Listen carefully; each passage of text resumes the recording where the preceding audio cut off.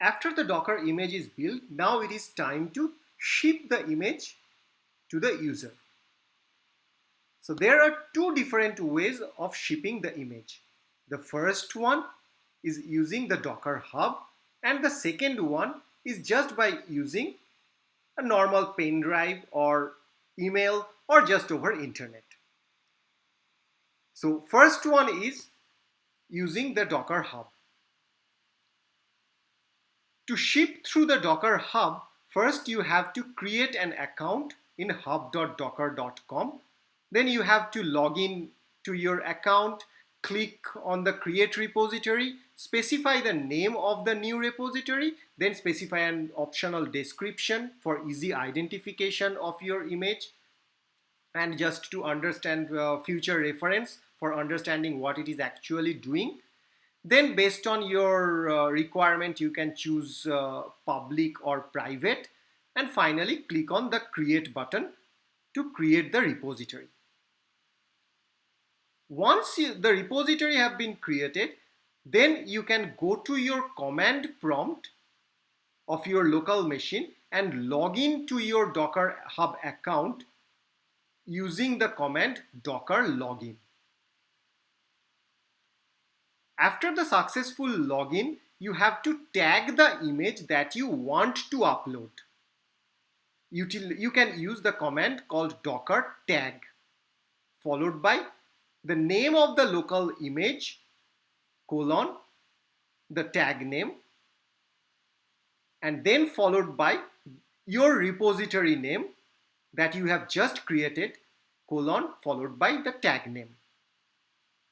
After tagging this image, then you can push the image into your repository. For that, you have to use the command docker push, followed by the repository name that you have just created, colon, the tag name. You can choose to skip the tag name. In case if you skip it, the default tag name will be latest. You can upload any updated version of the image into the same repository using a new tag. The same command docker push will be used, the new repository, the name of the image, and then you just have to change the tag name over here. You can use tag 1, tag 2, tag 3, whatever be your choice.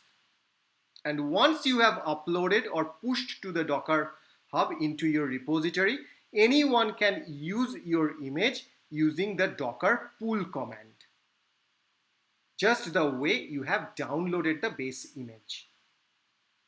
So this is one way of shipping the image through Docker Hub. However, there is a very easy alternative. The other easy alternative is using the docker save command, you can save a Docker image on the disk. The syntax is like this: docker save, the image name, then the pipe operator, followed by gzip, then greater than symbol, followed by the name of the tar.gz file. It basically saves the image in the form of tar.gz file on your disk. Then you can ship this tar.gz file over email, over Google Drive or Flash Drive, or whatever way you want. This is just a normal file. Now once this image have been shipped to the intended user, then it can be loaded using the docker load command. And the syntax is docker load, followed by a less than symbol, followed by the name of the tar.gz file. And once the image is successfully loaded in the Docker environment, then you can check the loaded image using the Docker images. And then you can start using that images.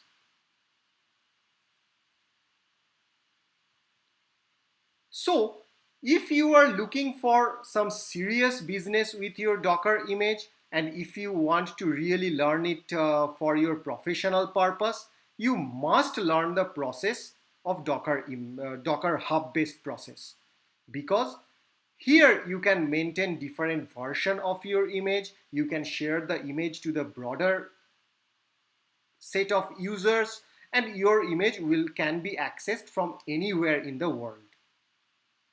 However, if you are just looking for understanding the process of Docker, how it is work, and you just want to do some minor experiment for your college project or just for fun, then you can go for the alternative easy way that I have just mentioned. So that is all about shipping an image to the user.